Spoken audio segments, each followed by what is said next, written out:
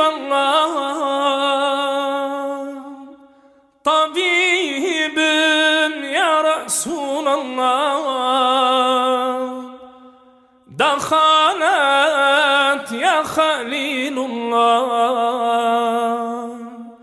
şefi'im hayra halqillah. Habibim ya Habiballah, tabibim ya Resulallah, dakhalat ya Halilallah, şefi'im hayru halqillah. Anırım seni her anda, hayalin yaşıyor zanda, umudum içi cihanda. Habibim ya Resulallah, nübüvvet siratı sensin, peygamberler tacı sensin, gönüller ilacı sensin. Habibim ya Resulallah, Habibim ya Habiballah, tabibim ya Resulallah, dakhalat ya Halilallah, şefi'im hayru halqillah. sevmişim canı gönülden, doyulmaz Habibim senden. Bu canı feda al benden, Habibim ya Resulallah.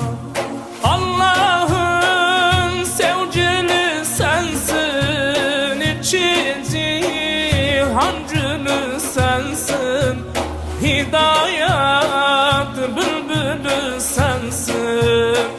Habibim ya Resulallah, Habibim ya Habiballah, tabibim ya Resulallah, dakhalat ya Halilallah, şefi'im hayru halqillah.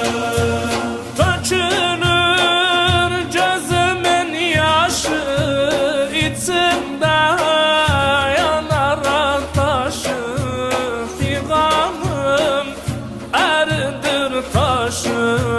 Habibim ya Resulallah, aşıklar Habibi sensin, gönüller tabibi sensin, vücudun sebebi sensin.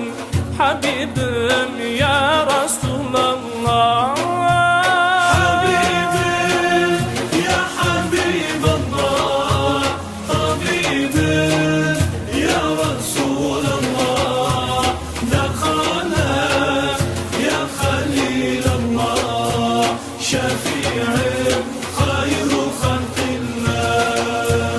hayaya ulu peygamber, keremin zamalı göster, dakhalet sahibi Kevser. Habibim ya Resulallah, Resulü Kibriya sensin, İmamul Enbiya sensin. Habibim Evliya sensin. Habibim ya